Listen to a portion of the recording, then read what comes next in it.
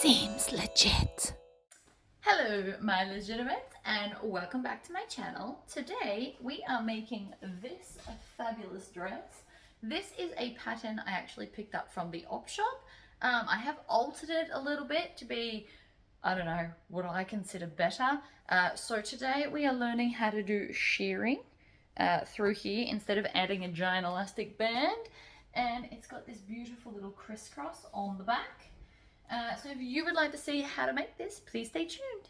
Alright, so these are the pattern pieces I have, and they were already cut out when I bought it, and it is missing a piece or two, but that's okay because the piece it's missing is the shoulder strap, so I can just kind of guess in relation to this. On the pattern here, it shows you how to do a layout, and they tend to do them pretty to scale. So I am just going to do like what I assume will be the size that I need, and I can always cut them down when we get to that point, and I'll show you how. So I have ironed these because it is a paper pattern that was already cut. I personally never cut them, but they were cut when I bought it and it was 50 cents, so no complaining here. So I've ironed them relatively flat, and I've ironed my fabric. So the first thing I want to do is put the raw edges, the selvage edges together like this, and fold all the fabric in half. And then lay it on the table as smoothly as possible. Now this is the top of the fabric print. Some prints are directional and some aren't. This one is, and so we will be cutting it directionally so that all my flowers aren't upside down. I have done that in the past. Sometimes you can get away with it, and sometimes it does actually look a little silly. So I'm just going to lay this out. You want to try and, so with rayon, it's quite slippery and likes to move a lot. So we just do the best we can, like this.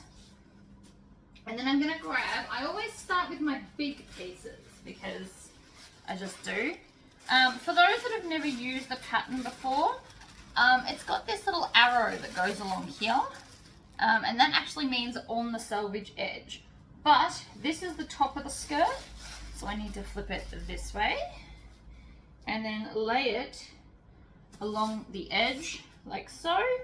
And I'm going to be using pattern weights today. I have two styles, although I think my child's run off with the pretty ones. I have some beautiful green gem ones that were sent to me, but my child seems to think they're his favorite toy. So we will be going back to my 69-cent giant nuts, like nuts and bolts from Bunnings. It's literally what they are. And I'm making sure that I'm not too worried about that little edge there. And then I'm going to grab my Fiskars scissors because they don't hurt your hand, and I'm just going to cut around it. Now, paper patterns come with all your seam allowances included, which is awesome. And what I'm actually going to do here, you can't see it because I go off camera, but what I'm going to do is I'm going to chop it completely off so it doesn't pull and fall off the table. And I'm just cutting along the edges. And I'm going to chop off this bit and throw it because along here I'm going to get all of my straps. And or you could make a scrunchie if you wanted to have like a matching bit. It depends on how wide your fabric is. If your fabric's 112 wide, you won't have this much extra. But rayon's wider. I think it's like 127 or 135 depending on the piece. So now I'm going to take all these off. And with the pattern piece attached, I'm going to fold it gently over and put it on the cutting table. So that way I know that everything's together and wonderful. So now we're going to take these pieces and I'm going to grab a ruler. I want a nice big ruler because it's just easier that way. And I'm going to take a rotary cutter which I honestly thought was in here. This is where it lives, but I've put it somewhere else.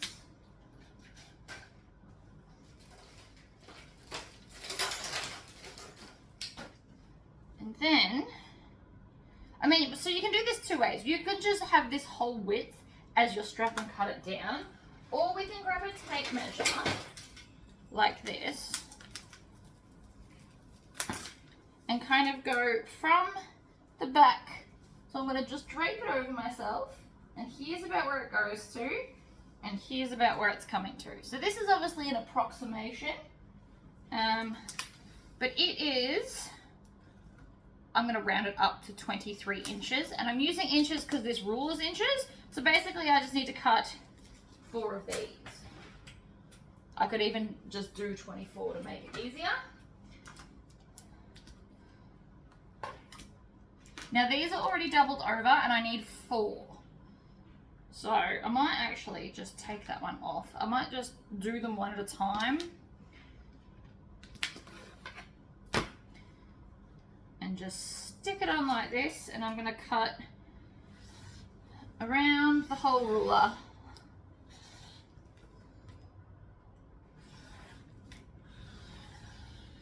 Like so, and then that comes away. Now we're doing just little straps, so I'm going to make them 1.5 inches. So then we fold them over and then over again, and that way they won't be too thick or too thin. 1.5, and we're just going to repeat that. As you can see, rayon can be slippery. It's not always my friend. I do try and kind of line it up and keep it where it's meant to be. So again, we're going to do 1.5. So that's 2 straps. And then again. Now obviously if you've got the pattern piece, you use the pattern piece. But I'm guessing because I don't have the pattern piece. So that other piece that I've got here, that other remnant-y piece here, we're going to turn that into a hair tie, so I have a matching scrunchie, because I think that'll be super cute. So here's my 4 straps now. We will need to iron them, but we're going to do that after we've cut everything. And then this, we're going to turn into a scrunchie. Now you can have your scrunchies as wide or as skinny as you like. I am just going to, again, cut around this, because I'm not worried about the excess on here. There's nothing else I can make with it.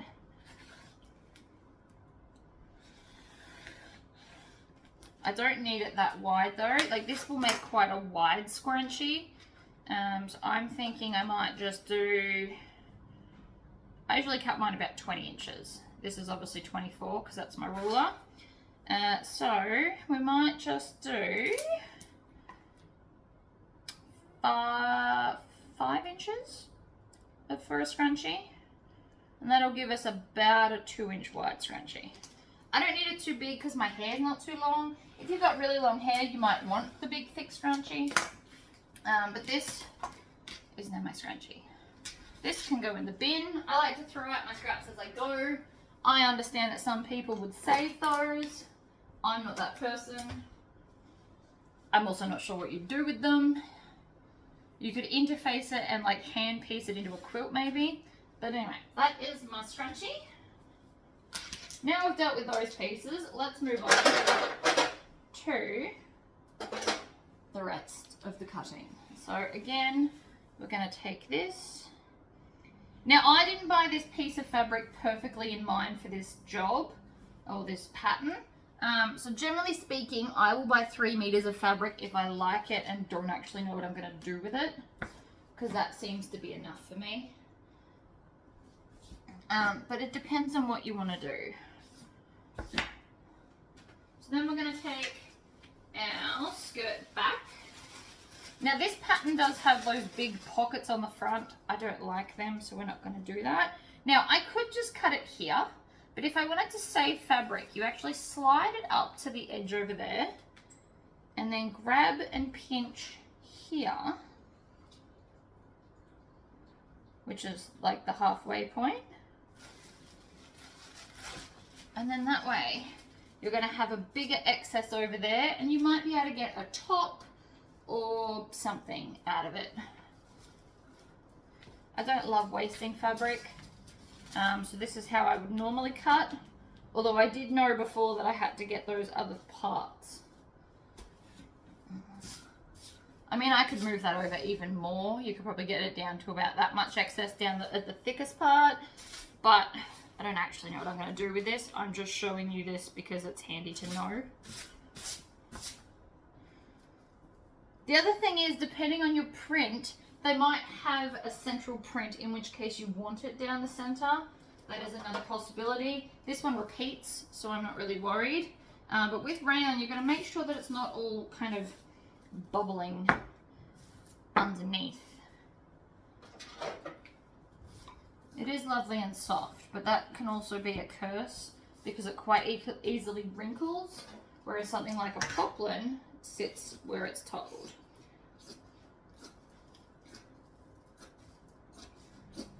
So we're just going to cut out this one. And so again, I now have a nice piece there. If I had like a rayon style tank top, you could maybe do that. If you interfaced it, you could maybe use it for a lining of a bag because it's nice and soft and fun. I will use it for something. Or at least I plan to, but if I'm doing this new thing where I'm not hoarding it for more than 6 months. So there's my second piece.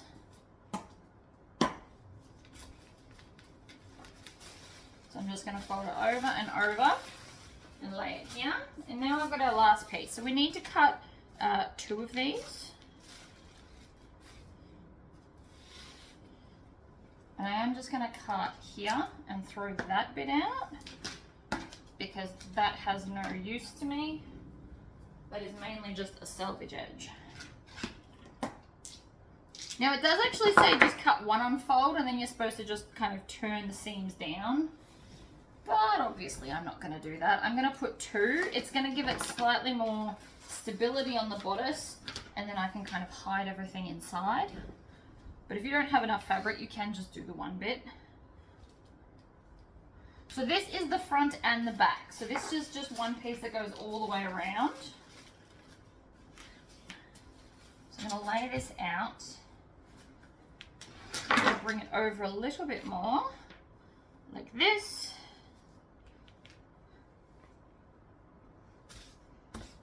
Smoothing out all of those bubbles. And then again with the pattern weights.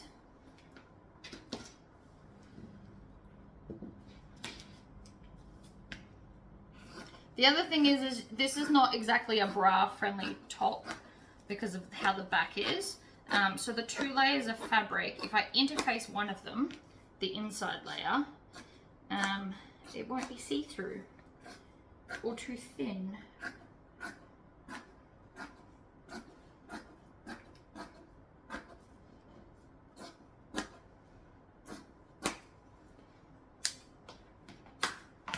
Again, chop off the excess bits. It is just easy to do this as you go.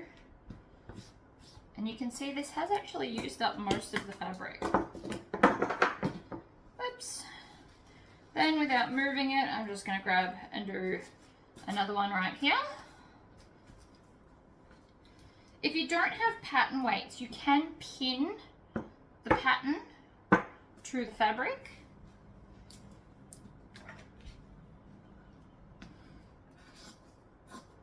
I just don't do that because then you've got more and more holes. The more, like if this was fabric, I might pin it, but this is also quicker. But pinning the tissue paper over and over and over, it eventually gets holes and becomes less and less stable.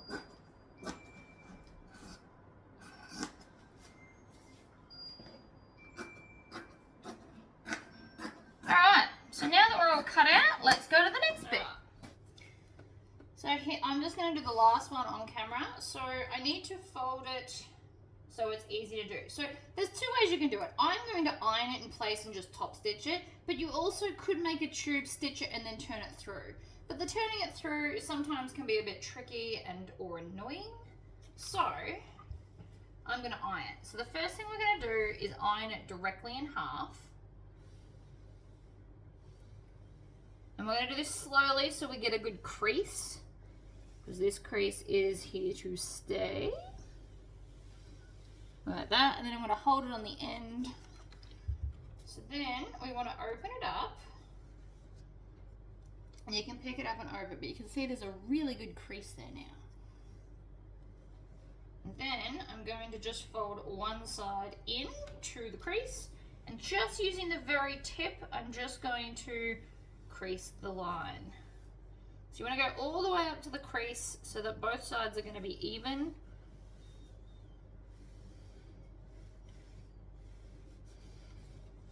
I mean, you can try and do this like binding, but because it's rayon, it's fiddly, and I don't want to do it dodgy.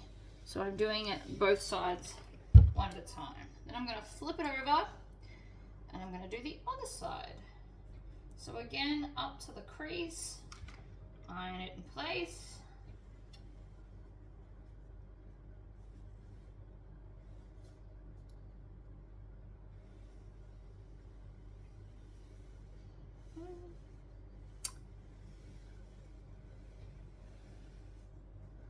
Just kind of holding it in place like that, and we go all the way along. Then I'm going to come back and do one more iron. So I'm going to now fold it together, and I'm going to iron all of it, and I want to slide my iron up, and then I'm going to shoot it with some steam, and this is going to make sure that it stays super flat and even and exactly where I tell it to. That end's still a bit hot. So you want to fold it directly in half and then shoot it with some steam. I'm going to drag it up so you can see. Oh, actually that is really, really hot.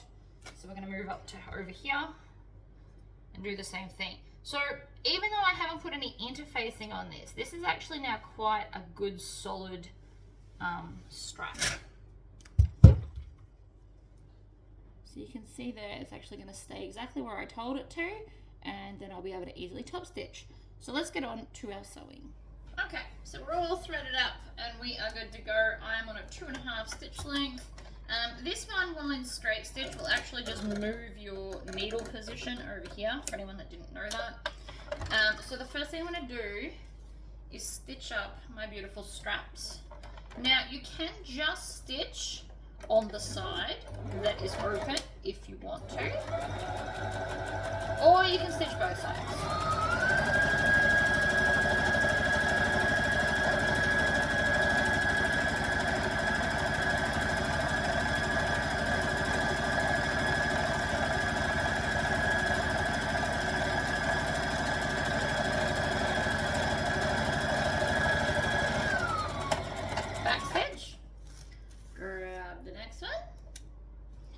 Under she goes.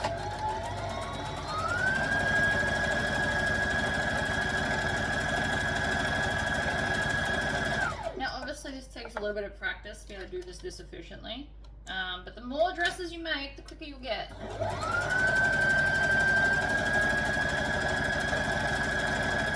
And this finger on top guiding it is super handy. Super handy.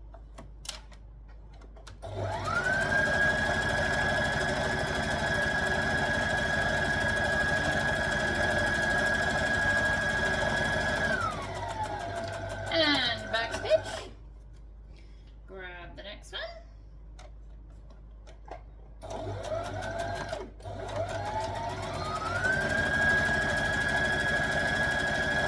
Yes, I'm aware I didn't backstitch there.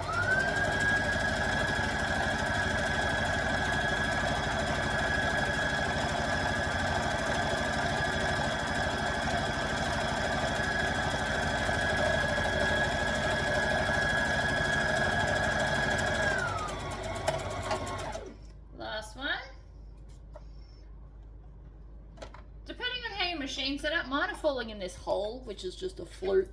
But if they are getting in the way at all, you can just kind of trim them off.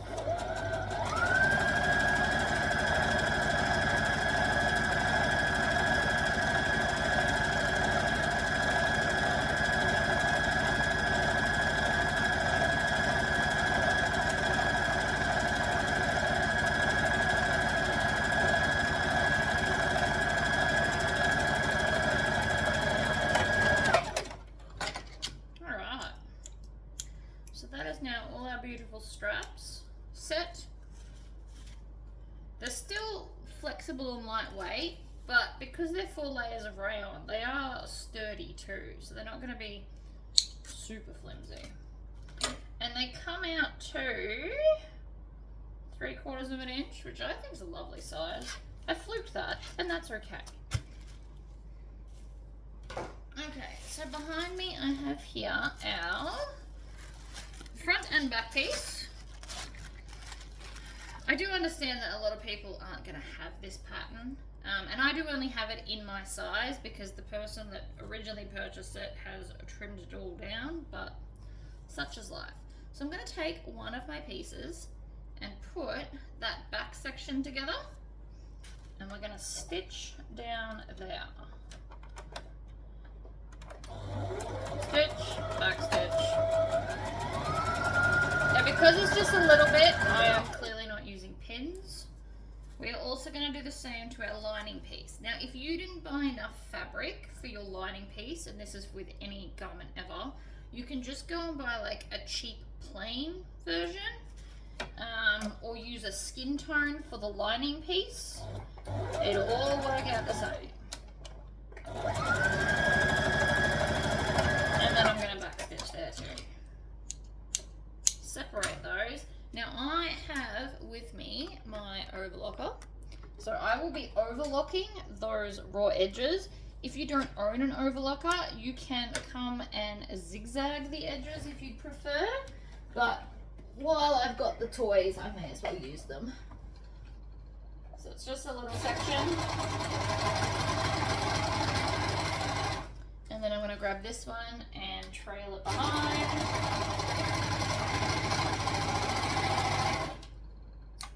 Trim it off.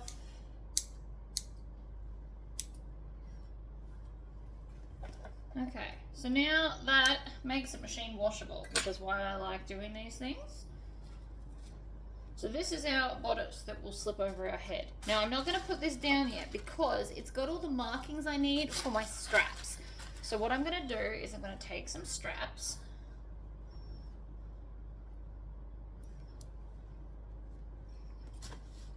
place this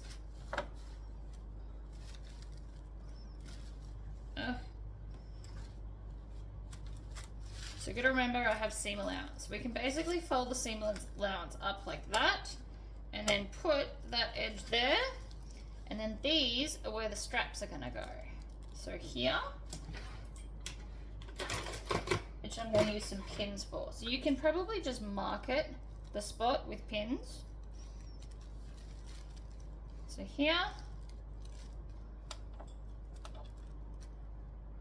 and here, and then you want them to be the same on the other side. So what I'm going to do is I'm going to have the stitch side towards the back seam, and then I'm going to pin it in place like that, and then come to the second one, grab another one, place it like this, and then all we really care about from here is symmetry. So you can go to your seam that you sewed and fold it in half, and then just match up the other ones. Alright, so we're going to grab this, we're going to have the seam towards the back edge like this, lined up with the other side so that it's all right where it needs to be, making sure that you're only pinning that half. And then we're going to do the same to the other one. So I'm going to grab it, and I'm going to have that seam towards the back, line it up with the other one so that everything is even, and put the pin in. And voila! Now, on this pattern, you also need to put elastic between this mark and this mark here. So there's going to be a piece of elastic in between these two.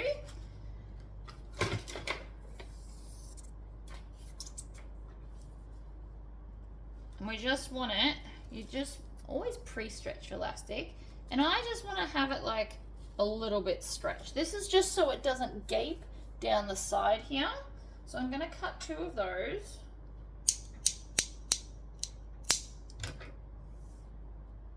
Probably shouldn't be cutting it with these snips, but such is life. Ta-da! Right, so these are now my side bits of elastic. But first I'm going to just tuck these down so that they don't move. Don't want them to move.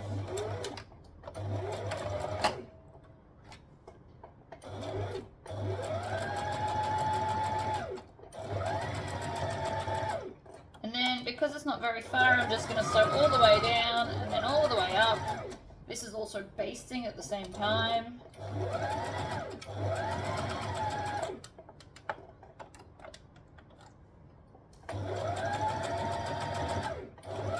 And back stitch. Lift up. So they are now attached. They will come up like this and then crisscross over. We will do that in a minute. But they're on. They can't move, so we don't have to stress about it. So now,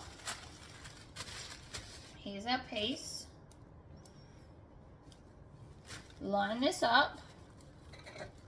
And so we need to go from here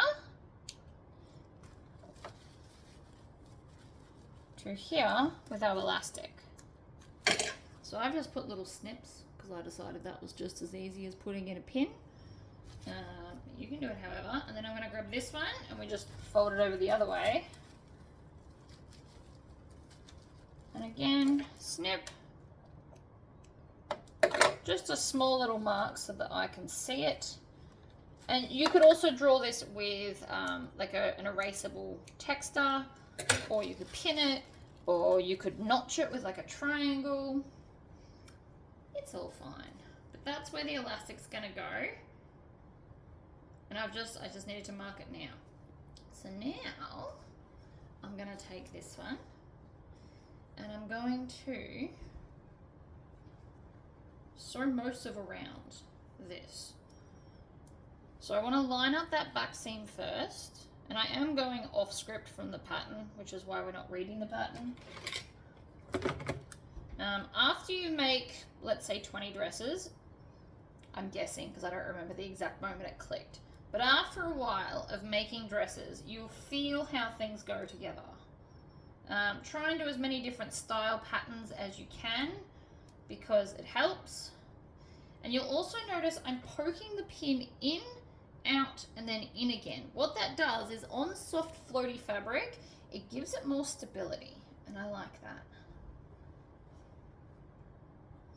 And I have a sneaking suspicion I'm putting this on upside down. I am. So after all that, we're going to pull it all out and try again. So we need to take, and this is why I like to lay things down.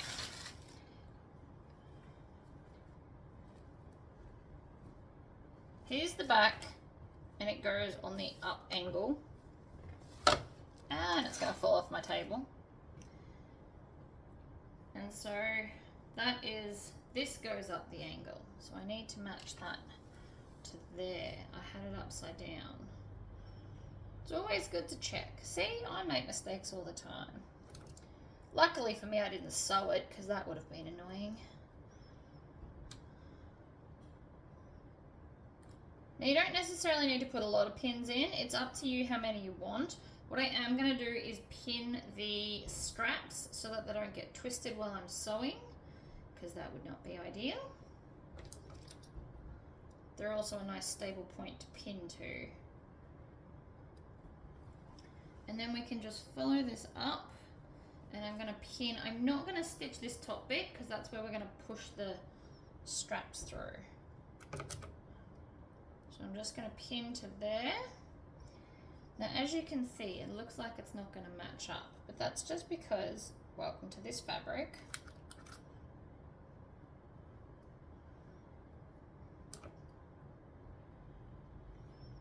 it does actually match up just fine.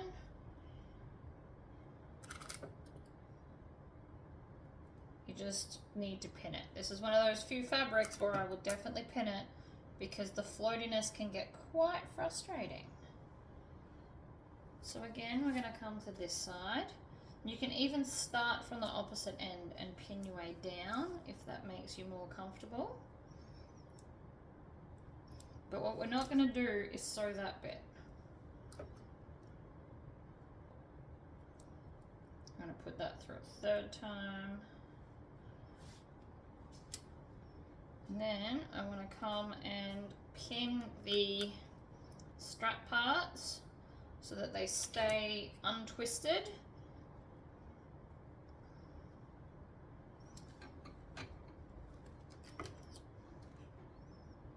And again, lots of pins are your friend.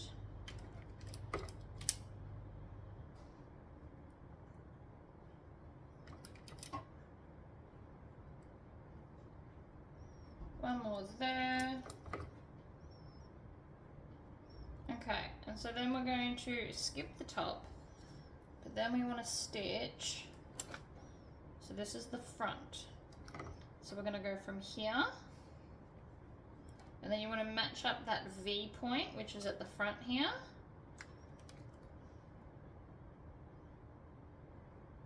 Again with the 3 pinning. Pin, 2, 3, pin, 2, 3. It just makes it more stable. And then this side. And then that's all the pinning that we're going to do, and then we get to actually stitch something.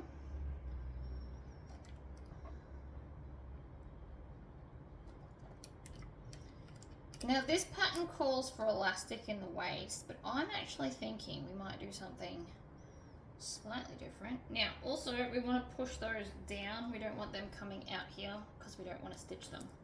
So you want them to fall out the bottom like this. Okay, actual sewing time. So I'm going to start at the top so I don't stitch it. I don't want to go over there. Very important to make a conscious choice not to go over that way. Now I am going to pull the pins out for this.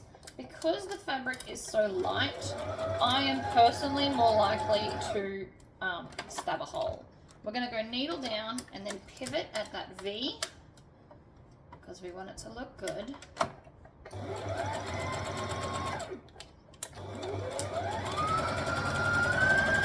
And then when we get to the end here, we are going to backstitch, lift up and trim, or you can jump over. But I'm making a point to stop because that is the section we want to stop at. Then we can go and do all of the back. So we're going to pop it in, stitch, back stitch to lock in your stitches.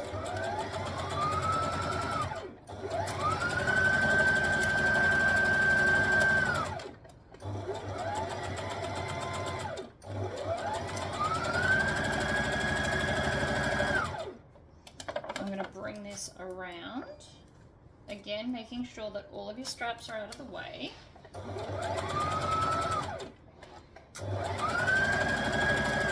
And then when we get to this back V, we're going to stop with the needle down and then pivot again.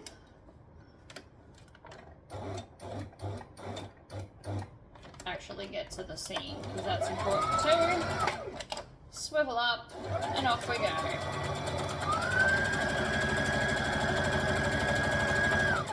Make sure you're not pulling on the fabric either.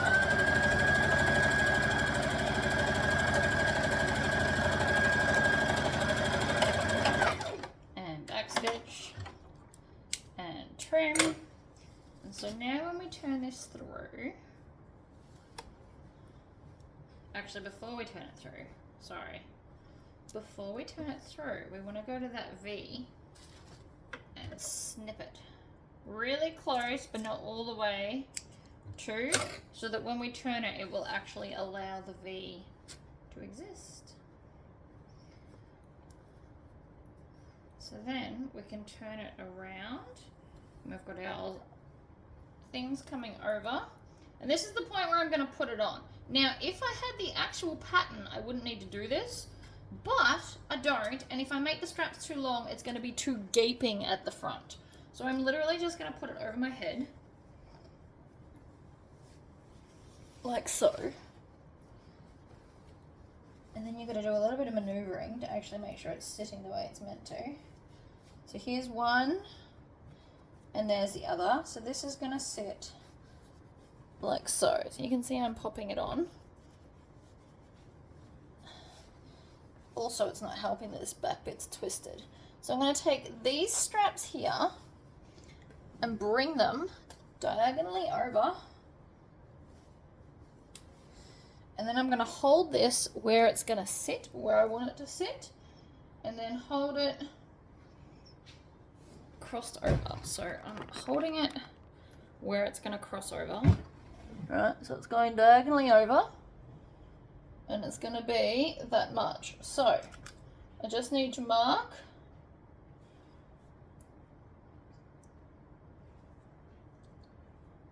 there. That's where I want the edge of the fabric to be. And then I can just repeat this with the other side. So I only need to really mark one side like that. And then take it off. Which looks more awkward, but I'm trying now not to get stabbed by a pin. Feels fairly important to me. Alright, done. What was the point of all of that? Well, I don't have the pattern piece. So we had to guess the size of what I needed.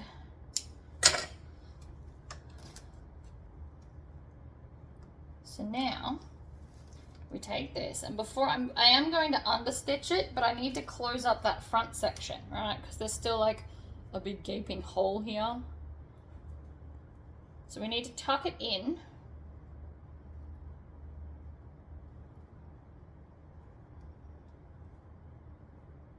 Or not even. You don't even need to tuck it in. The easiest way to do it is to turn it back out.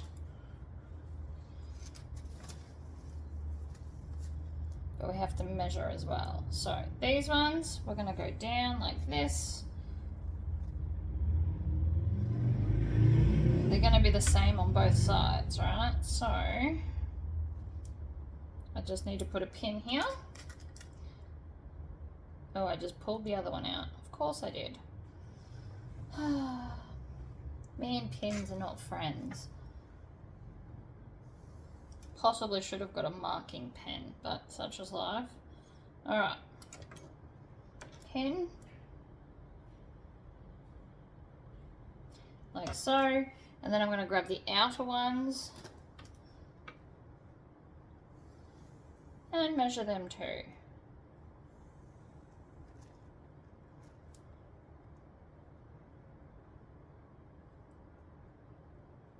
Right here, put the other pin in, and voila! Now when we turn it inside out,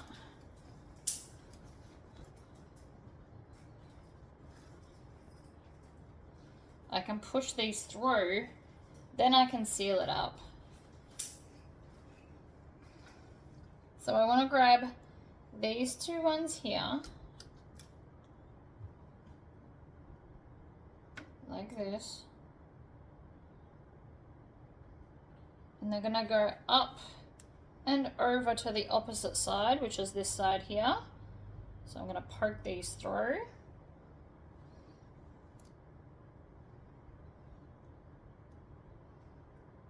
There's the edge, there's the edge. So I'm gonna come the seam allowance past that and then pin them into the hole. And then we have to go back and make sure that I haven't got them crisscrossed.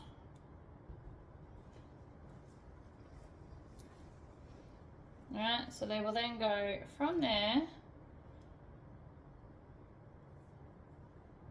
And so this outer one should really be on the outside like that.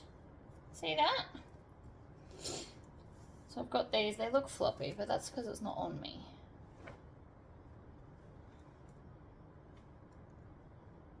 Then I'm going to pin them in place so that they don't move, and then we can move on to the other side. Now, you can get quite fancy with the back. I have been thinking about this. So from the back, right, we've gone opposite sides over. So now, you've got options. You can just bring these over and off you go, or we can weave over and then under that one, so it looks cool. And then the other one, we would go under and then over. And so now I've created this really cool little grid in the back that looks like it took a lot of effort, but it just didn't really. And see how that's now like cross-hatched? Crisscrossed. I don't know, pick a word. So we went over and under with one. So this one's gone over this one, under that one. And then this one went under that one and over this one. So that now I'll have this really cool crisscross. This is also going to give extra stability. And then we're going to come over to this side. Bring it through. So you can just kind of loop them through, pull them through. And again, we want to make sure that these don't get turned at all. So we're going to make sure that they're nice and flat like this. And then I'm going to take the seam allowance to here, pull out the pins, and shove it through to the edge.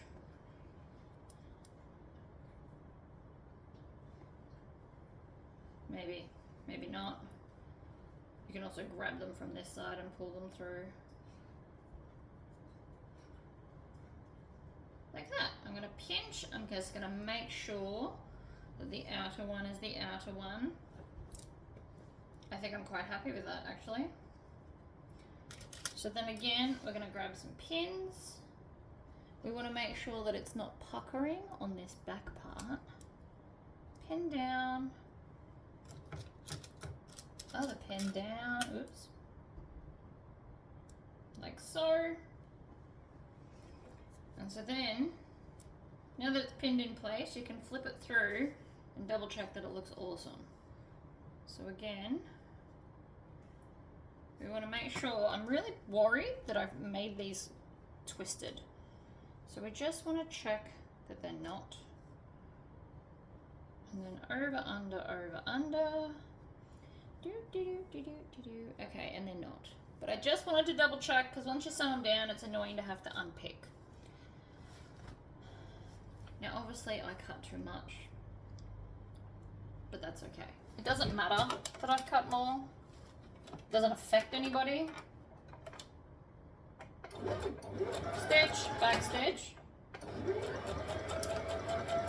Take out the pins, back stitch. Probably chop off these so that they're not poking through the fabric. We don't need them. And then I'm going to do the other edge.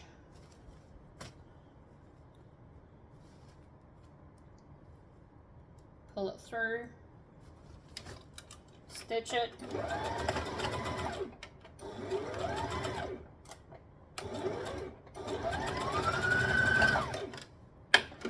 Lift up. Pin out. Cut that off. Now, what I've just noticed is, see here, I've caught it. We don't want that, so I have to unpick it. I can't leave it there, it'll drive me insane.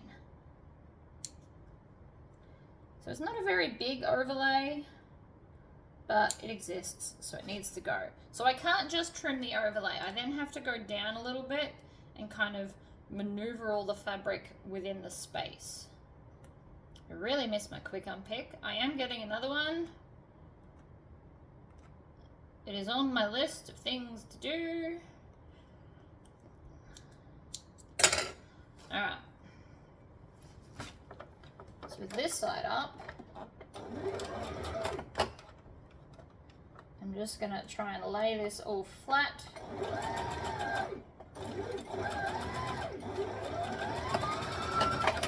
much better. So now when I pull it through, it should be fabulous. All right, let us overlock all the way around this. Again, because I like everything to be machine washable. You could also zigzag, or you could use one of like the more fancier stitches. Like these are overlocking stitches down here, or on the machine you do have overlocking stitches.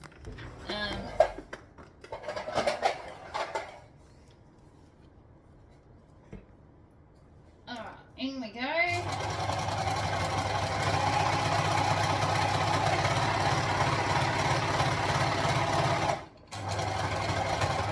Slow down when you get to all that bulky part so that you don't snap your thread, because then you've got to re-thread. Oh. See, me and the rayon are not friends. See here?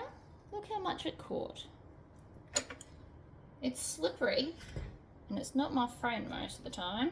So now I'm going to unpick this. I'm just going to pull out every second stitch. You can't tend to do three. Three is too many. It has a bit of a meltdown if you do that. But this is why rayon is painful to deal with. So it's just, I've got to pull out a few more stitches. Alright, that's better. So now I just need to join between the gaps.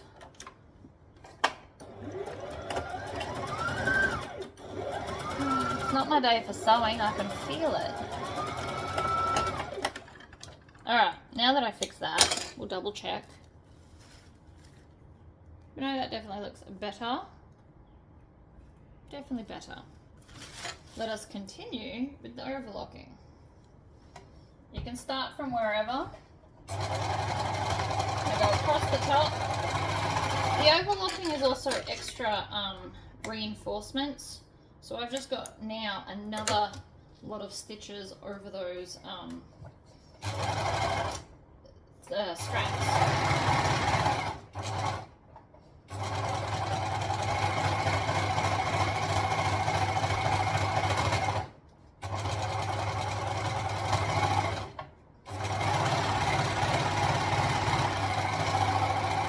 You know what has just occurred to me? I just cut off where I'm going to put the elastic. That's okay.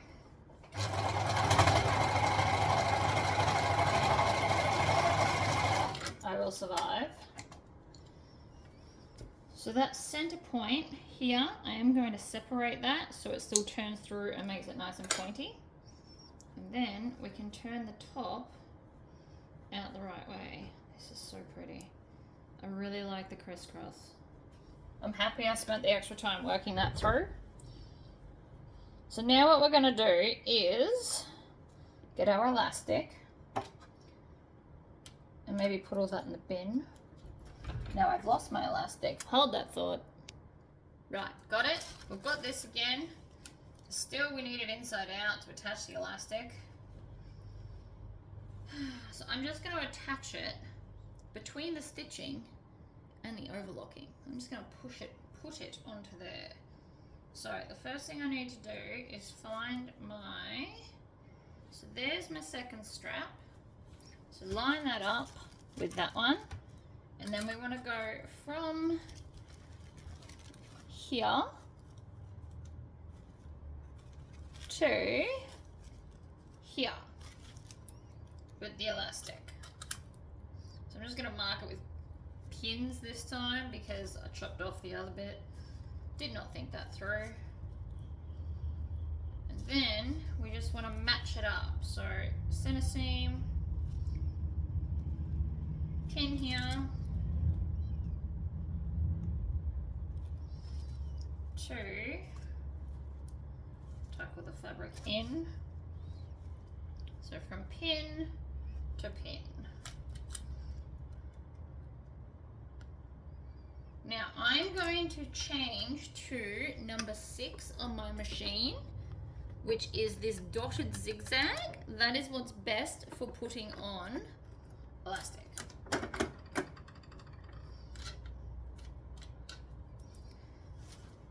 So how I'm going to do this is quite simple. There's only a little bit of stretch, so actually actually might start with a normal straight and back stitch. Right, just to kind of put it in its place. Then I'm going to go up. I'm going to pull this through here, like so, and then I'm going to stretch it so it's sitting where it's told, and then we're going to do the zigzag. So you want to hold front and back, and then kind of, you can use your finger as like a bit of a pin.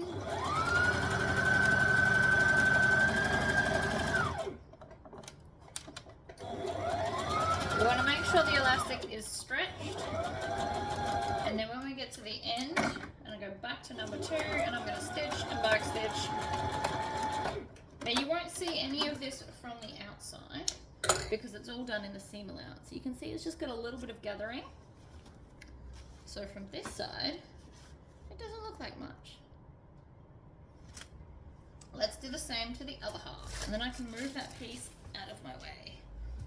The skirt's very straightforward. It's the top that's got all the fiddly things in it.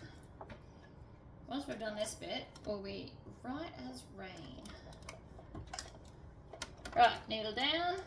Oops, it moved. Needle down, stitch, back stitch. Just kind of locks everything in.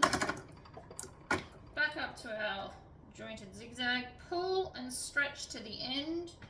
Make sure we're within the seam allowance. Grab the back and stretch top to top. We're not trying to stretch it till it's like exploding. We just want it to be firm. Because no one needs to see some side boob. Alright. When moving your needle, always make sure it's up, or you'll snap it, or bend it, and then snap it. Take your pick. Alright, all the way up. Stops that weird little loop from happening.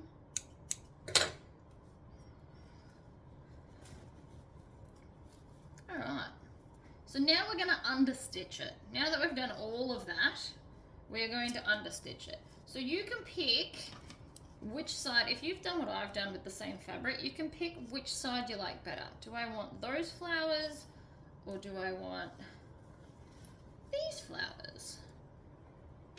They're all much of a muchness, I think. So let's do, this is the front because it's got more of the cream. So what I'm going to do is I'm going to take this side and the seam allowance, and I'm going to push the seam allowance over to where my finger is. So it's going to be underneath like this, and then we're going to stitch all the way around. Now you won't see this stitching from the outside. That is the important thing to note. So I'm just going to start kind of here. We're going to put our needle down. We're going to get nice and close to the line. I'm probably about 1/8 of an inch from our seam. And then we're going to make sure that all of this is pushed that way.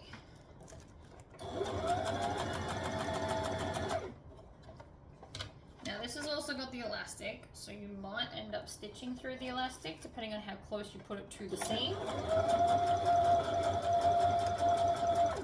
What this is going to do is it's going to hold it down nicely so that it won't rise up while you're wearing it.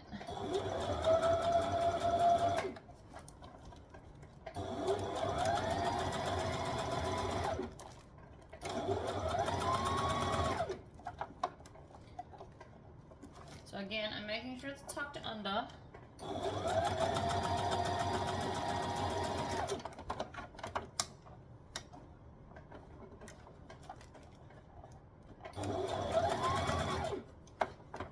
Underneath, and I just keep maneuvering down.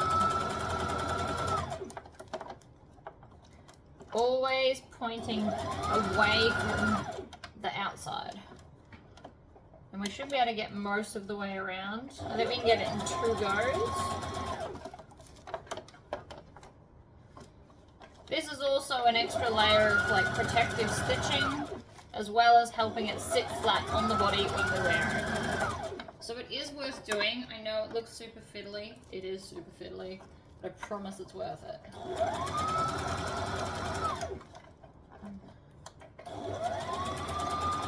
So I'm trying not to stitch on that elastic underneath if I can. You could also probably have done this first, understitch and then put the elastic on.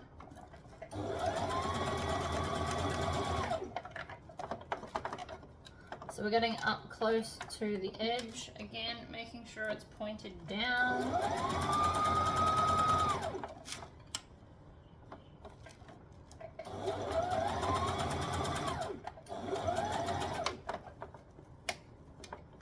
Grabbing it, pushing it down.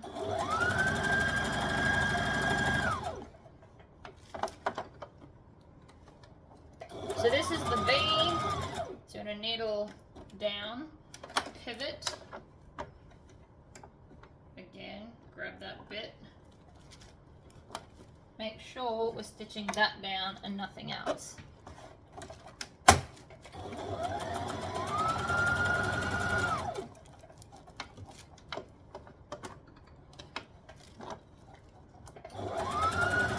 I am aware it's super fiddly, I promise it is worth it. Back stitch, trim, and the back trim. So that's now the bodice pretty much done. So now when I grab it from the outside like this, let me just tuck it in, hold up. Right. So now when I grab it, see how with the other side is not kind of trying to roll to be seen from the front. It looks really nice and neat. I mean, this is obviously a bit tricky to hold and show you, but what's happening is it's holding it down.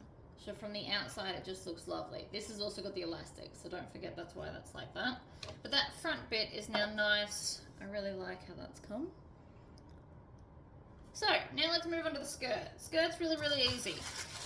It's 2 pieces of fabric. We're just going to sew them together. So we're going to take skirt back, which is this one. And the main reason I've still got them labelled is because you need to know which one's which. So skirt front, what I'm actually going to do, at the top of the skirt front, which is this part here, like this, skirt front, I'm going to put a pin so that I remember that it's skirt front. Right, that is skirt front. We do need to know later on when we attach it to the bodice, which is going over there out of my way. So this is skirt back. This is also the top. You need to make sure you're not going to sew it upside down. And then where's skirt front? And that looks like a side, so that's the top there. So we go top to top, like this. Now, again, if you want to, you can pin this. I do not plan on it. Stitch and back stitch. And then what I do, so I don't have to pin it, I'm going to grab the bottom and line it up, because that's important. Then I pull it tight, make sure it's lined up, and then use my fingers kind of like pins. So I've still got hold of the middle and the bottom.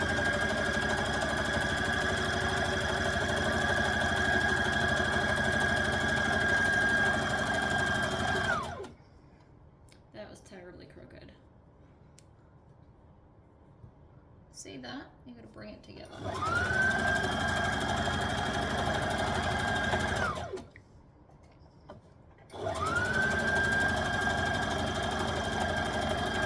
So I'm using this hand to help guide it through while still holding on to the end, because we want the ends to match up.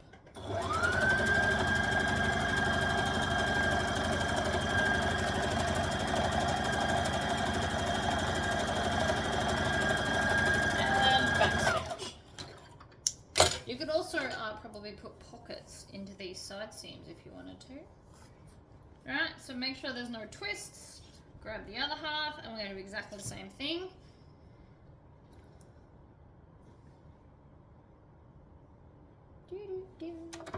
You always got to start it. Right. Then I'm going to grab the bottoms, line them up, pull it taut.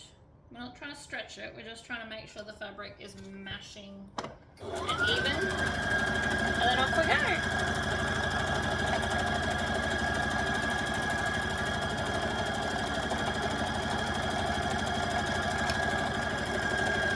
Approximately halfway. So then I want to go halfway between these 2 points, which is about there.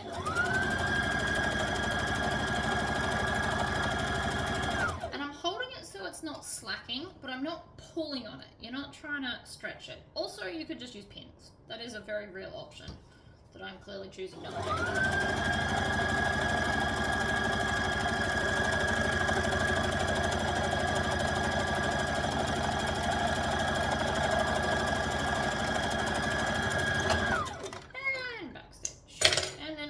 To overlock, so up and over to the overlocker.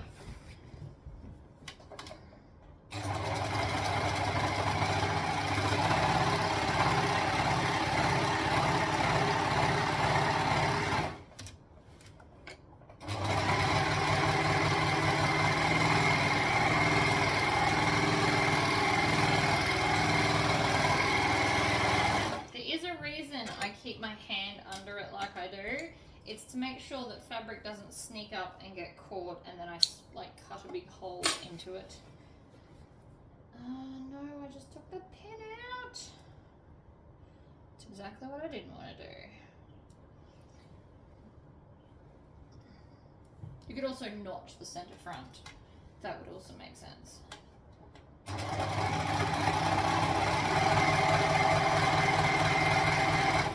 So this hand here is making sure that this isn't kind of coming up like this and getting cut.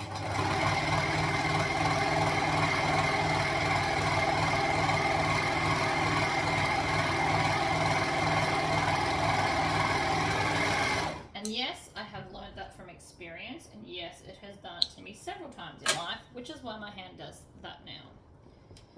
Okay, so this is what we've got, which is obviously much wider than our top, which is only this wide. So first off, what we're going to need to do is gather it. And I'm going to gather it. We're going to go, oops, not that one. We're going to go up to the longest stitch length you've got, and we're just going to straight stitch. And then we want to make sure we've got the top. So where's my pin? Things are flipping about. Where's the pin? No, that's the bottom. I can tell that's the bottom. There's the pin. Alright. So, I'm going to start, and it doesn't matter if you have the fabric right way up or not. I'm going to start right at the side seam. So I'm going to stitch and back stitch. And I'm just stitching really close to the edge. Make sure you don't go off it, whatever you do.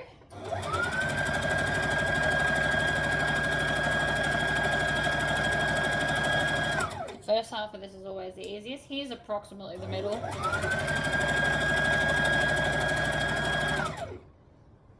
And we're going to go all the way across to the other side seam.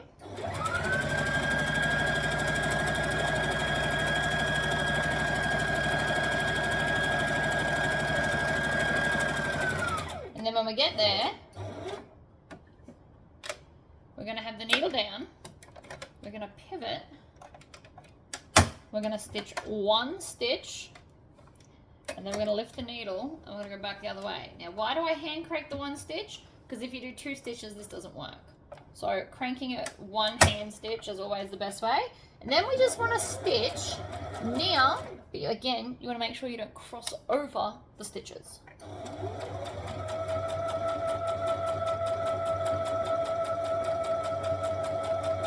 You can tell I'm going a lot slower because if I cross over, we're done for. We're going to pull it all out and start again. And I don't want to have to do that if I can help it. You can also do this in a high contrasting colour so that you can see your stitches. Because to be honest, this is natural white and is blending in with the background very well.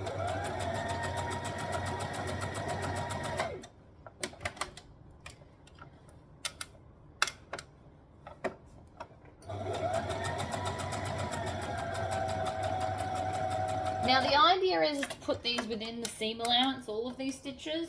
However, if you don't manage that, you can just pull them out later. It's quite easy to get out because we're on the longer stitch length.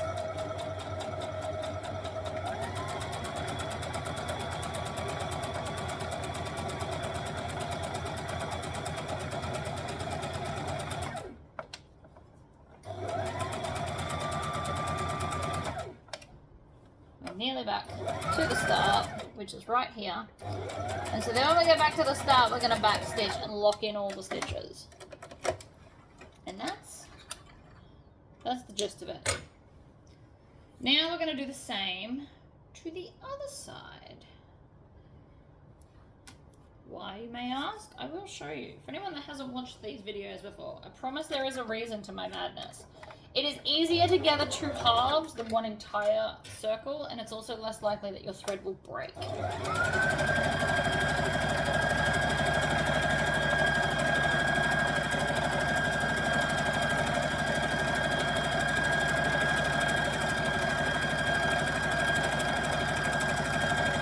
So again, I'm getting close to the edge without running off it.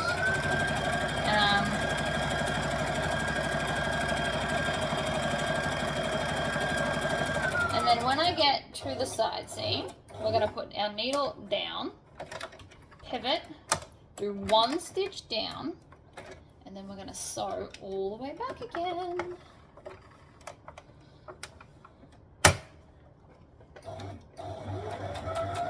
Slowly, and making sure we don't cross through our original line. Which is obviously a lot slower, and because I've got the bulk of the garment in the throat of the machine.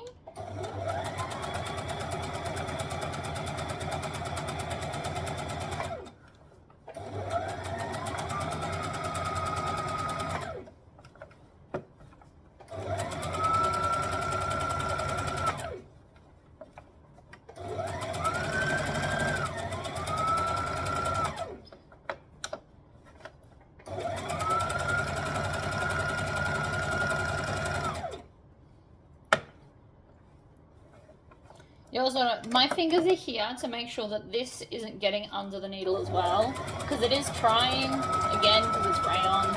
I used to hate working with rayon, but I got over my hate because it looks pretty. Alright, back stitch to lock it in the stitches so it won't come out this end. And trim.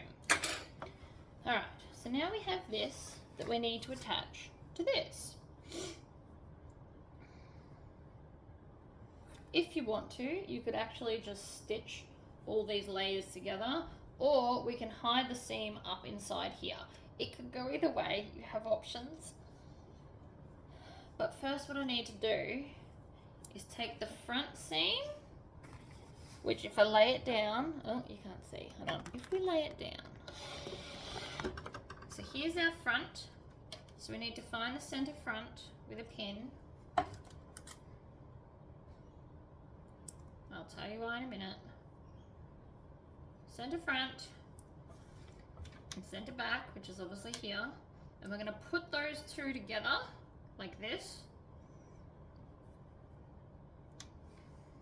And then out to the side here is where the seam, that side seam of the skirt is going to line up. Right? So same again. Center front, center back, side seam. So when you pull this like this, those two front and back centers should be aligned. So here is my side. And so this shows you how much you need to gather between point A and point B. Now, we're going to go back and we're going to find our front pin, which was very important.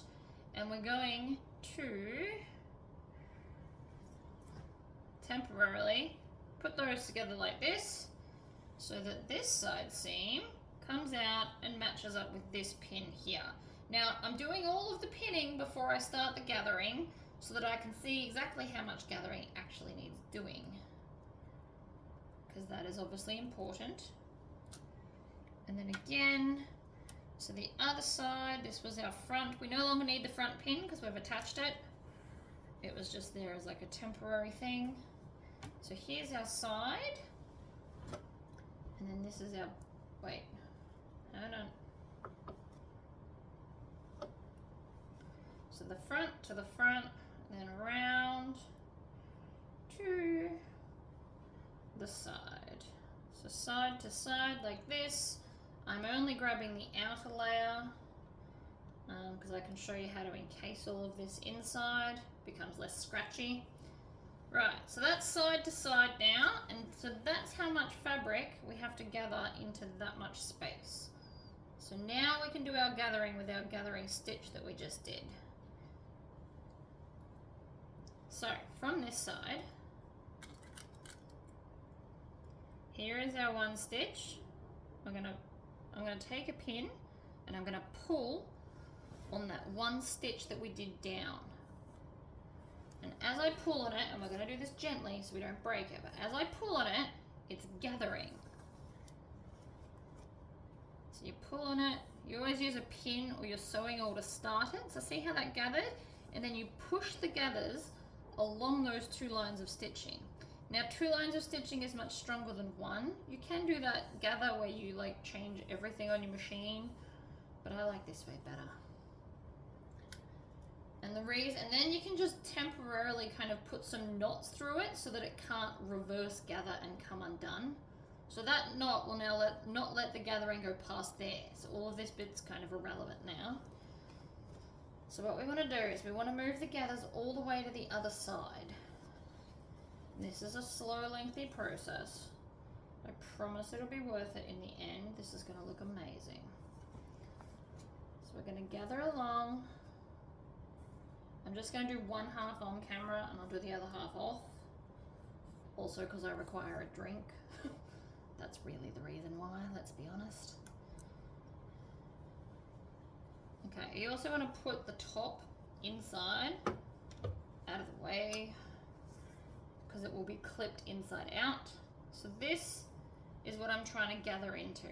So you can see I've still got a little bit more to do, and then we'll just even out the gathers. You don't want it like this. So see here how it's lots and then none. We're just gonna kind of spread them all out so there's just a little bit everywhere. Like this, more even all along. And you can see now that that still just needs a little bit more. But we're getting close. So again, I'm gonna tie off the knot here. And you can just keep doing this as you go as like a checking point, I guess. So now it can't go past there. So if I try and reverse gather, that's as far as you can get. It won't go any further. So all your gathers won't fall off, especially if you're doing this like overnight and you're super worried that something's gonna happen. I'm just marrying this up to see if we've got enough.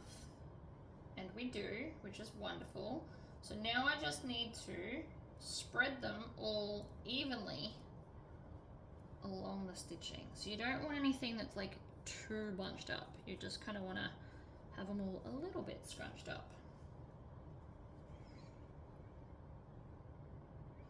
Right. They are. You want to make sure that they go all the way to the end so that there's not like a perfectly straight bit on the side. That's also not what we want at all. Okay, so now you can just start, once you're happy with your gathers, you can start pinning it.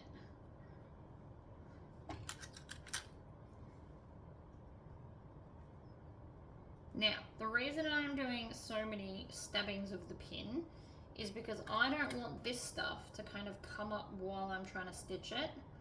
So by doing 1, 2, 3, 4, that gives me a whole section of straightness, and it's less likely to come up and get under my machine. I mean, I always do it at least once. It's this curse that I have with gathering, but it'll be fine.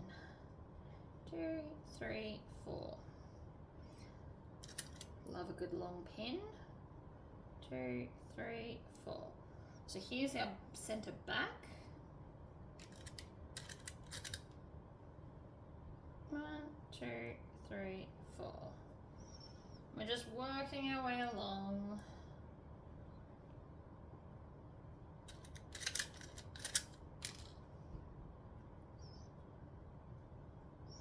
Short pins don't really allow for 4 bits.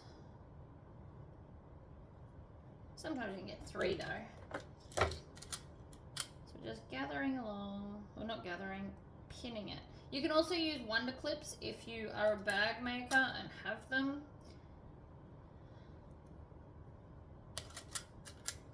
I don't mind a wonder clip or 2. They can be quite beneficial. So as we're getting to the end,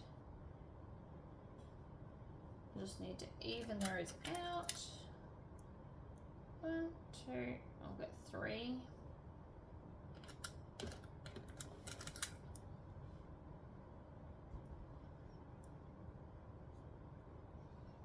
And the last little bit. So that is now 1/2 perfectly gathered. I'm going to hit pause, get a drink, and put on the other half. Alrighty, so we're now all pinned all the way around. You can do this either way. I think I'm actually going to do this right sides up. Usually I put the gathers underneath, but because I have a sneaking suspicion that they're all going to try and tuck up underneath, I'm going to try and do it this way instead. So I'm just starting literally anywhere. I'm going to put my stitch length back down to 2.5 so that we're back on a normal joining one. And then we're going to stitch and back stitch. And I am going to pull my pins out as I go so that I can see where I'm up to.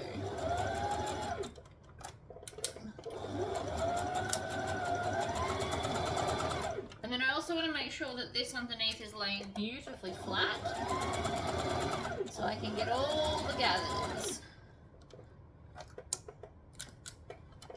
We're just going to go slow and steady.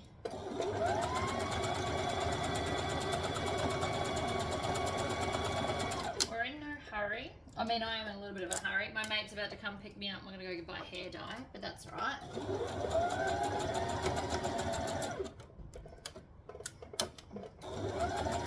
So you want to make sure that these underneath is flat and on top they're actually gathers and not like big foldovers.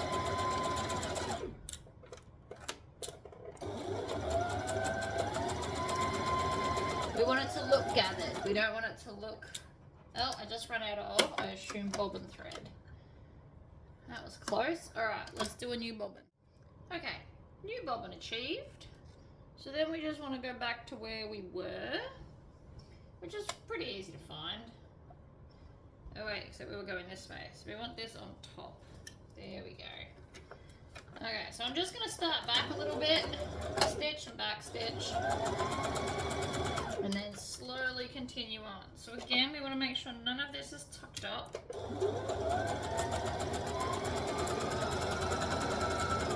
And it's all sitting flat. You always want to stop with your needle down, and then I'm just going to slightly adjust this again.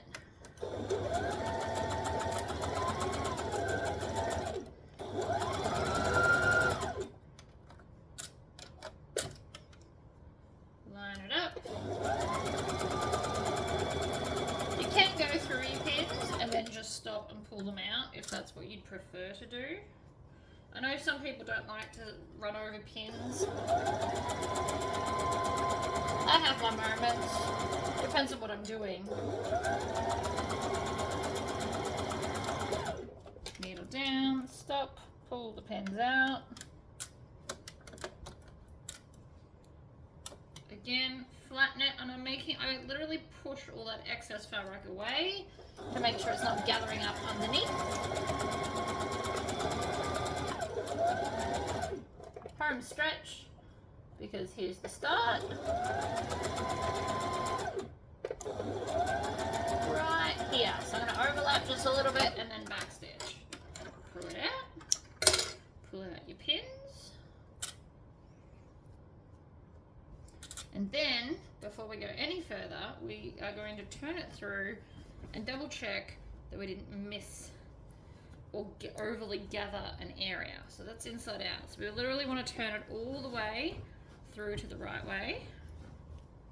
And you want to check your gathered seam to make sure that I haven't accidentally got things that I wasn't meant to. So I'm just going to check all the way around. There's these threads, but don't worry about them. That's just my gathering thread. If you wanted to, you could actually go back and unpull them if you needed to. I'm just going to trim all these threads off. They are no longer needed, and we're going to continue around. I want to make sure nothing has been got when it wasn't supposed to. And I want all the threads out of the seam. Most of the time they'll actually just pull out, but it's always good to check. Alright, so I'm happy. That's a beautiful gather. Now, we're going to overlock this because it's added stability, and it will also like smoothen up these, so none of this is gonna like fray and carry on. So we need to overlock this. I'm gonna just move the camera. You're on the other side of it this time. Alright, I'm gonna also put my pins in the cupboard so that they're out of the way. And then we're just going to make sure that nothing, see how that's folded up? That's exactly what we don't want. And I'm just gonna start anywhere, bring it in. Again, have my hand under it to make sure. And we're not going at 100 miles an hour. Not that we have miles in Australia, they're kilometres, but still. I'm not going 100 kilometres an hour either. Alright, make sure it's all laying flat. And this is just going to tidy up all those edges for the next step. Now, if you only did the one layer, you won't need to do the next step. But I basically put the second layer in for the thing I'm about to do afterwards. So I'm actually going to hide this whole seam so you won't see it.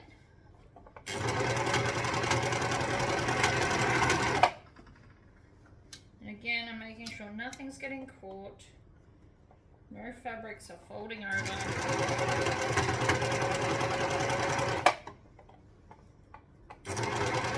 I'm about halfway.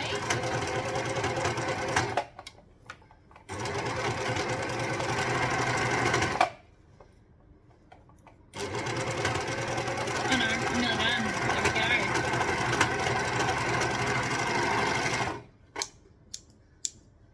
So now, see how that's all neat now? I mean, there's still a few threads, but you just got to go along and trim them. Most of that is because of the whole gathering thing. It happens. But let's go back to the sewing. Alright, so let's do the next part. So I have just done a little bit to show you what we're trying to do, because it might be a little bit tricky to see during the video.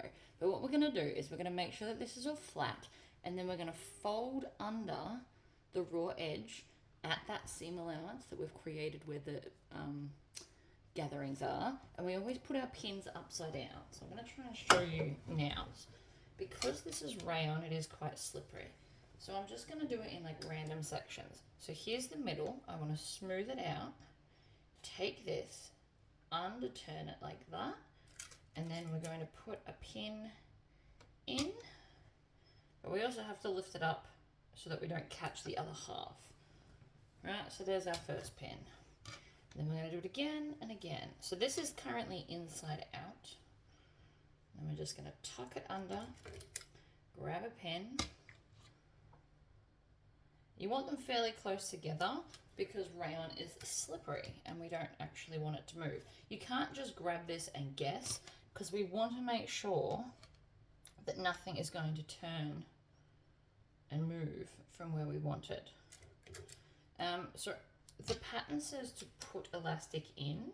I have actually decided that we're going to do elastic sewing with the sewing machine, just because I think it's going to be a good idea. So again, we want to make sure that this is nice and even.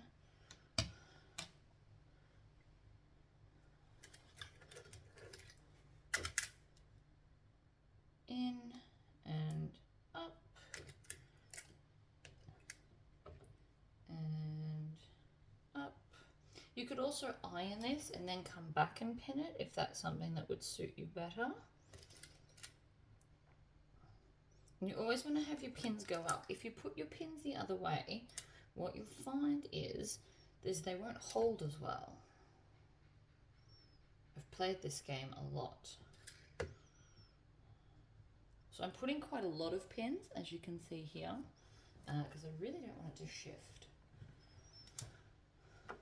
So we want to make sure that this seam is right up at the edge, like so.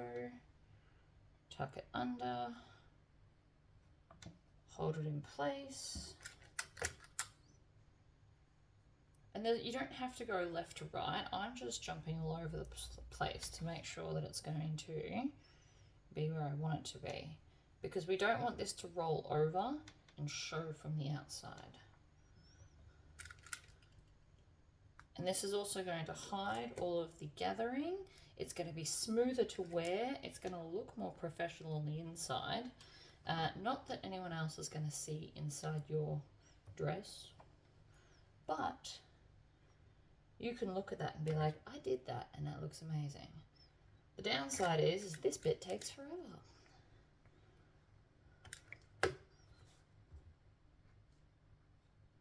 Longer pins I'm poking through 3 times instead of just the 2, and I'm making sure that the ball of the pins are sticking out a bit, because I don't want to accidentally get a pin stuck. So I've only got, oh no, I've got 2 little bits to go. So again, we lay it down. This has also got the gathered part with the elastic. We're just going to keep on going around, making sure we're covering.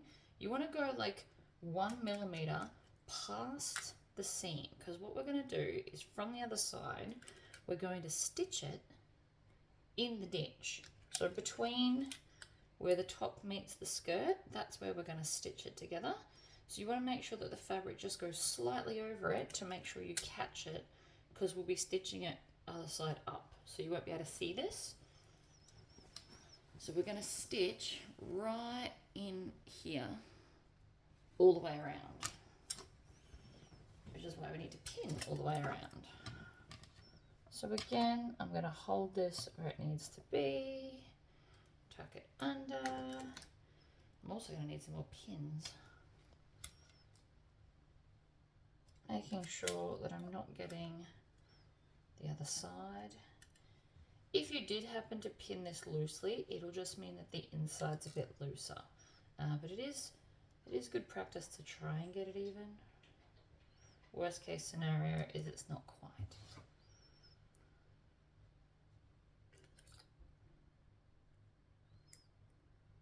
Right. And more pins. I have pins everywhere. This does take a lot of pins, so if you don't have a lot and you want to do it this way, you might want to go buy yourself another packet.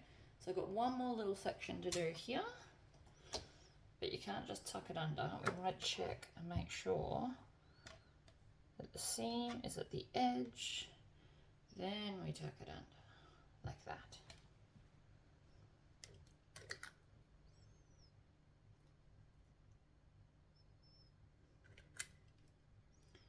In and out.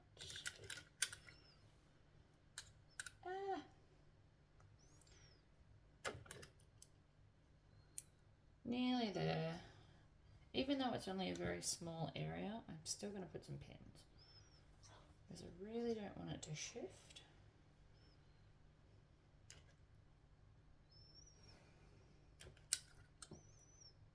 Yep. 1 and 2. Okay, so now you just want to check all the way around. And now I'm just going to take it and slide all this under. Now you can start from anywhere. I'm going to put this down and we're going to sew very slowly. If you have a adjustment to make it go slower, now's the time to slow it down.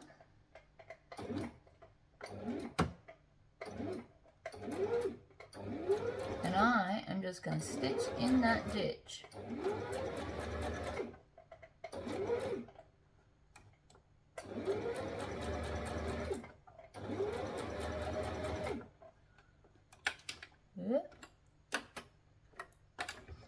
So this is the slow part, but it will look neater if you can get the stitches in the ditch, because it basically makes them invisible.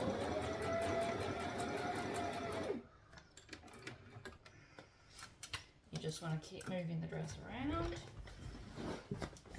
Get comfy. Comfy is always important.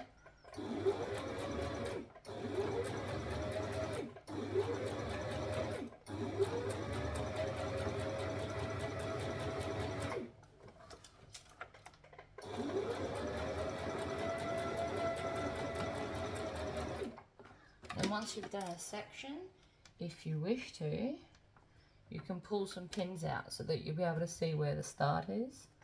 Although from the back, you should also be able to see that you're catching the stitching.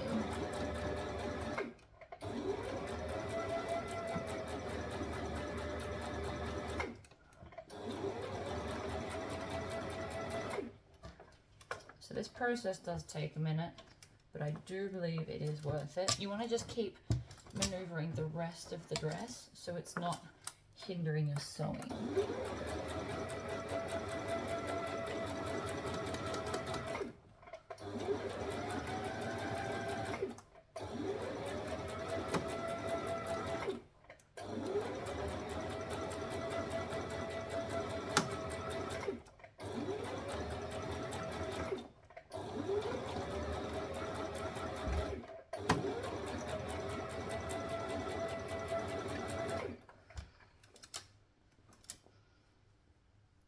So we've done all of this. So if you're worried about pins or anything, now's the time where you can start pulling them all out if you wish. You also want to make sure that it's caught, that little back section. If there's a gap, leave the pin in and you can come back to it later.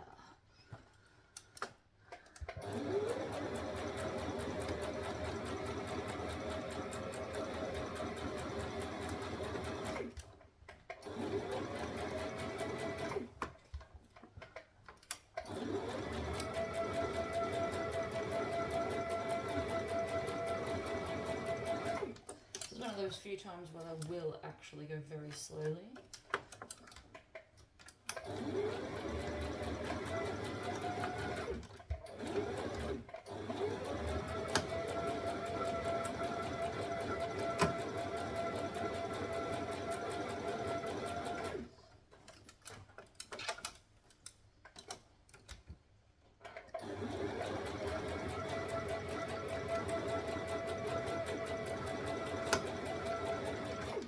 You also want to make sure that none of the rest of the dress is getting caught up underneath.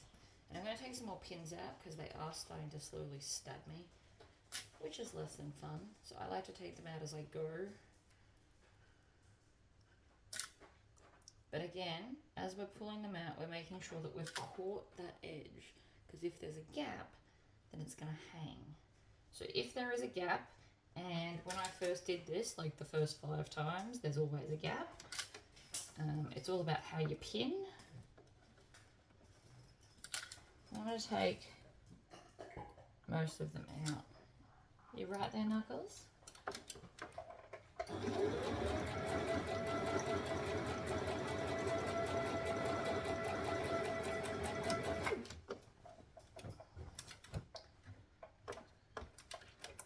And we're nearly back to the start.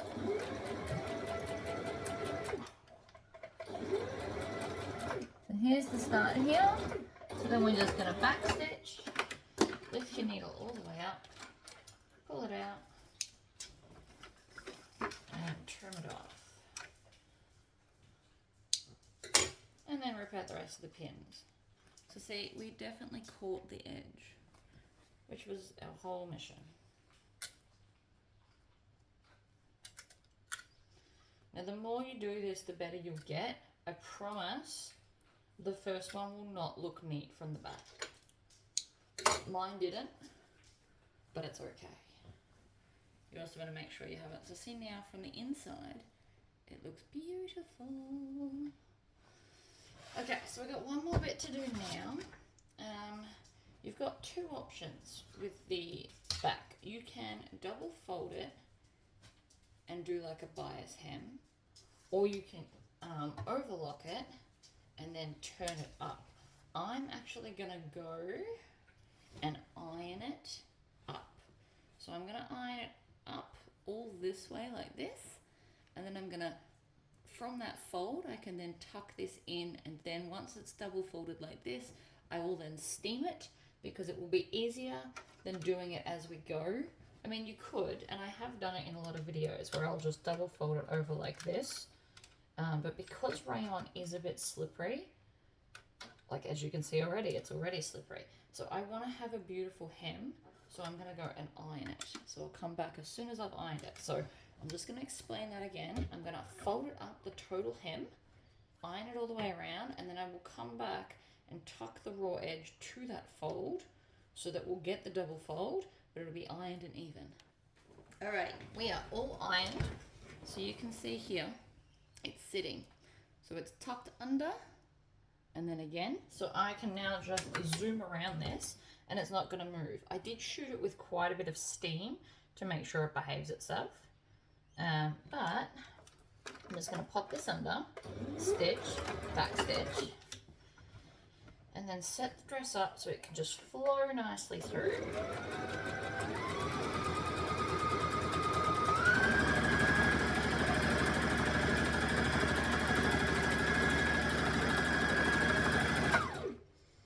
And then I'm going to readjust this because I don't want it to pull.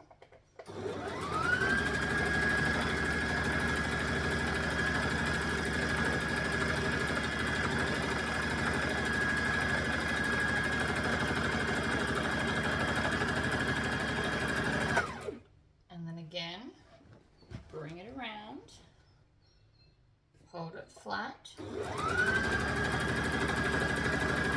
And the reason I did this instead of pinning is because the pins in a lighter weight fabric are more likely to distort everything.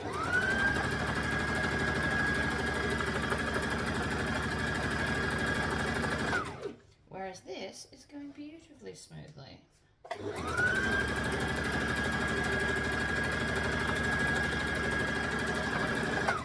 Now sometimes when it gets to like the thicker part, this machine slows down. I also want to make sure that this isn't pulling. There we go.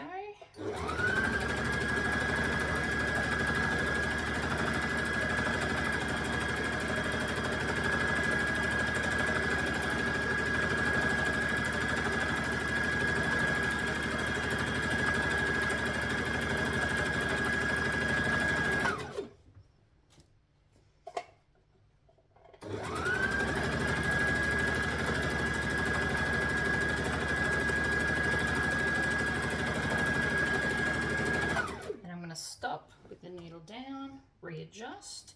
I'm nearly back to the start, so what I also want to do is trim off those tails so that they don't get caught up and create a bit of a bird's nest.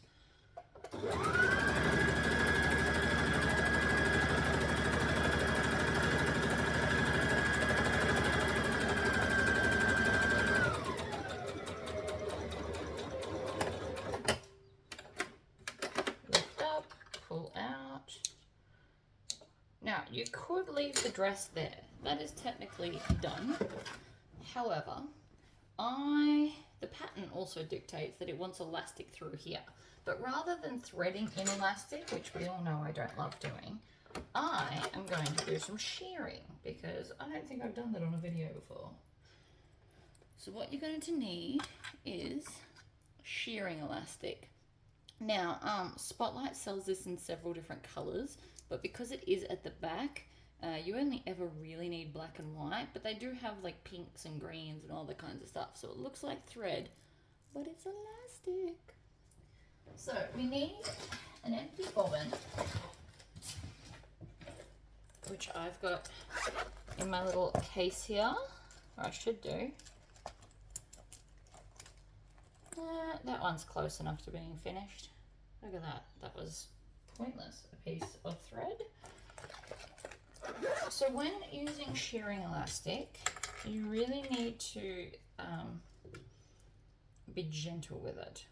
So the end's gone a bit funny, so I'm just gonna chop off the end.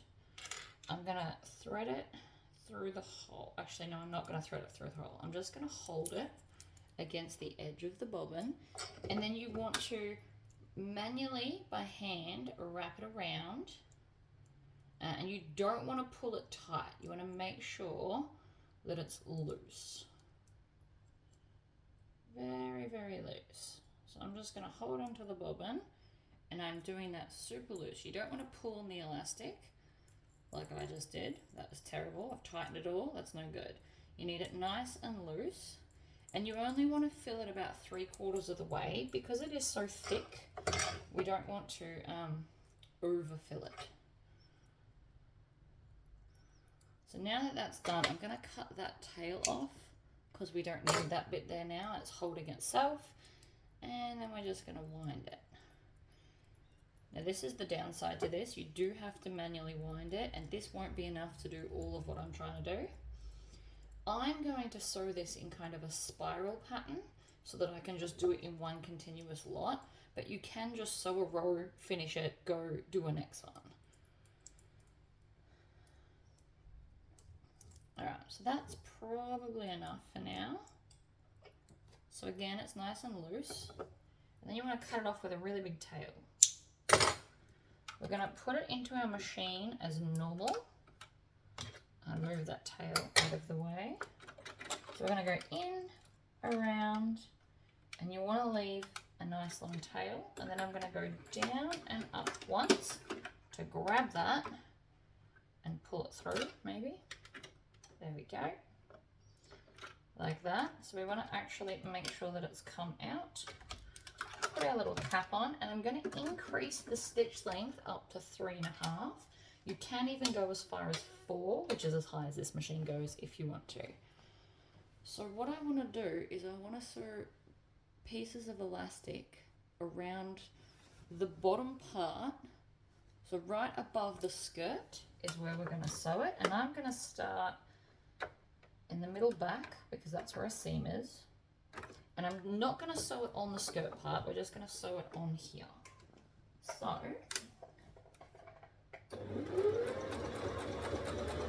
now you don't want to push or pull or do anything major with this, you just kind of want to let it do its own thing.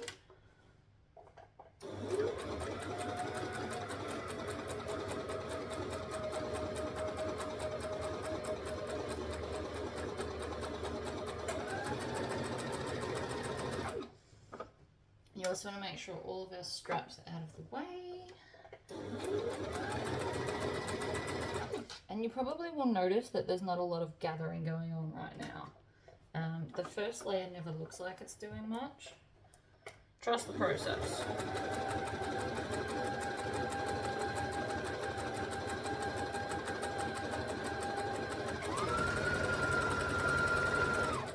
So I'm neither pushing nor pulling. This will just let the elastic do what it's got to do.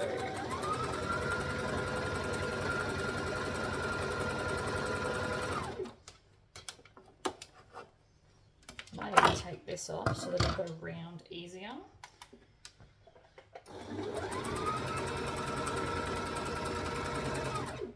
And then when we get back to the start, which is here, I'm just going to veer up and do another line next to that one.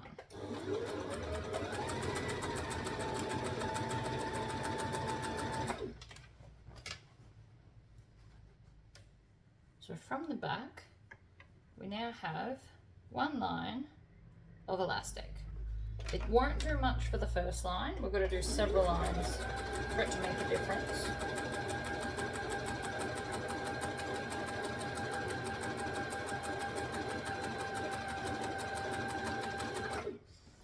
And again, you want to make sure nothing is underneath obstructing it.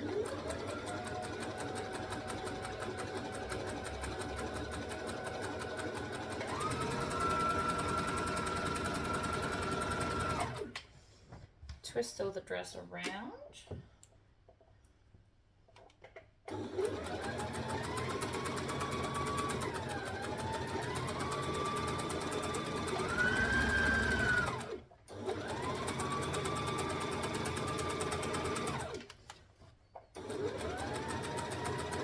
I can already start to feel it, right? So I can feel that it is gathering. And then this, we can just follow the guide around and around, and you can see, I don't know if you can see, but it has started gathering. So we're going to make sure nothing's going underneath that. We're not pulling it, we're just letting the elastic do whatever it wants. And it will make a bit of a funnier noise. See how it's gathered? Look at that. Wow.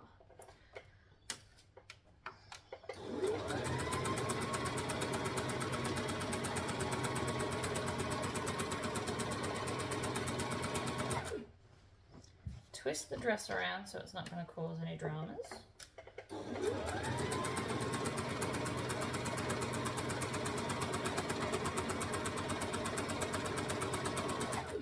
Also be conscious of when we're going to run out of elastic in our bobbin too. I'm nearly finished it already. And then we're just going to wind another one, and another one, another one, until we've got enough.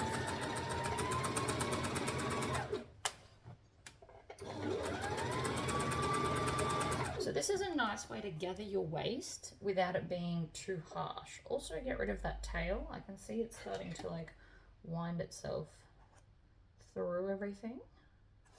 Fun times. Trim that off so it's out of the way, then continue.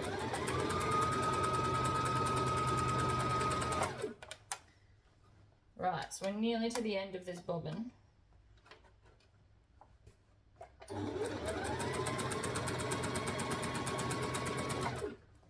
just keep an eye on that. You'll also hear it, I imagine. Hear how it's making kind of a clicking-y noise? It'll stop doing that when it's empty.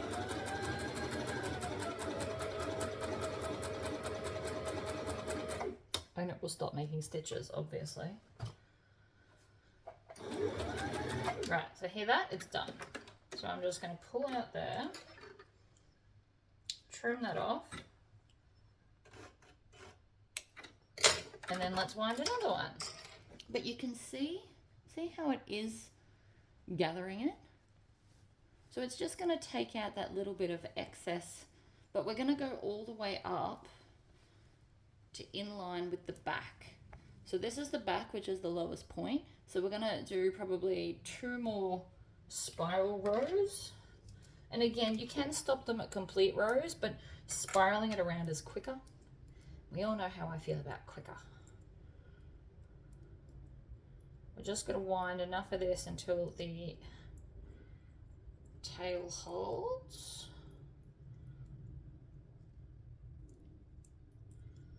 I mean, the tail's holding, but also not really.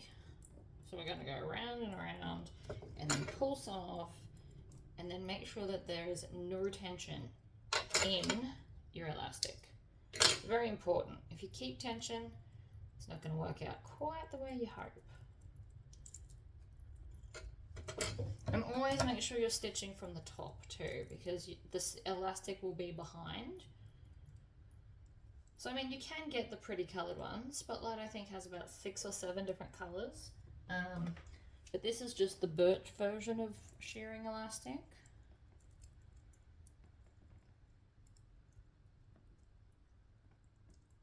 Alright, that's about full enough. See how it's not completely full? We don't want completely full. Right, so we just put it in this bit, and then I'm going to get rid of that. Grab it, go down, and then sometimes it'll have a bit of issue. So I'm going to put my hand up the top here to stop any more thread coming through, so that it will pull up the shearing elastic. So here's the hard bit. You've got to find where you stopped and go back to that point and continue. So that's here. So I'm going to go down, stitch, back stitch, and then we can continue around. So I'm not pulling on this, but I'm just making sure that there's no ripples happening where I'm sewing. So you can hear it makes a bit of like a more of a clicking noise. That's normal.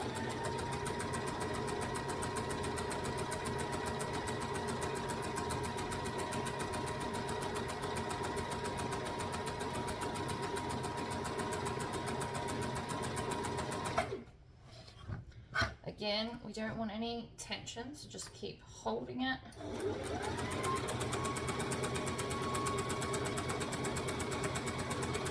If you're making like yourself some jammy pants for the house, you can also do this instead of having a solid waistband. This is actually much more comfortable.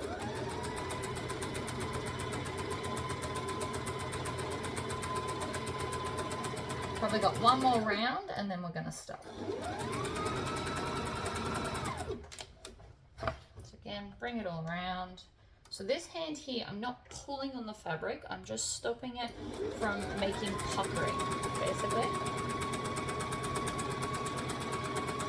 And even though I'm actually up all the way at a size 4 stitch length, it's not doing that big of a stitch because of the elastic.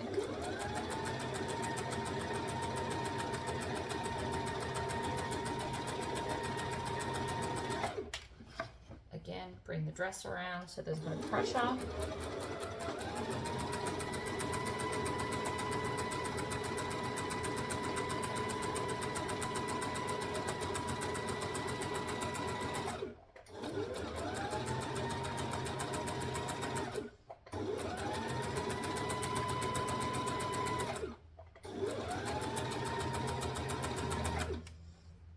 So we're nearly back to the back.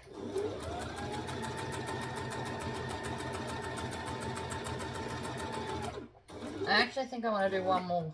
Do I want to do one more? Or is that enough? See how much, see that now? It's awesome. No, I'm going to do one more. One more. Why not?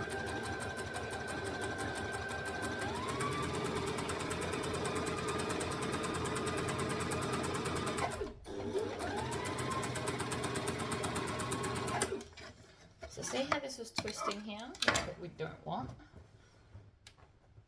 Boom.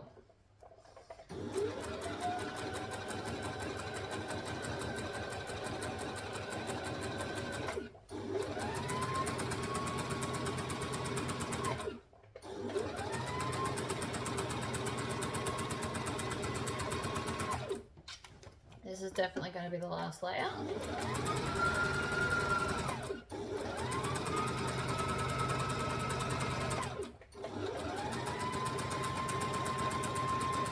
And so now we're back to the start here.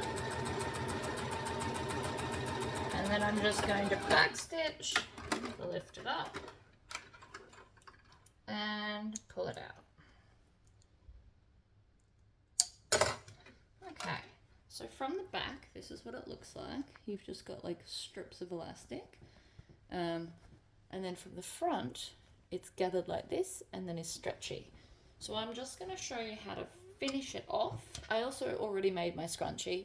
There is a separate video on that, but I just wanted to have something cute to match. So let's go to the ironing board and I'll show you the last step. All right, so here's the dress. I've turned my iron on. All we're going to do now is hover over it and shoot it with steam. Did you see that? It shrinks the elastic in there. So I've done that side. Now I'm going to flip it over and do this back section of elastic as well. I don't know if you can see that shrinking, but that is now considerably smaller along there, but it's still got its full elasticity. It just sits nicer. And there you go. The dress is complete, ready for your day out. I hope you learned something today, and I do hope that you try making clothes, especially if you're a bag maker. I promise they're not as scary as you think, and you can pick up, like this was a 50-cent pattern at an op shop. So if you don't want to spend lots of money, go op shopping. It's both fun and rewarding. All right, guys, I'll see you next time. Bye.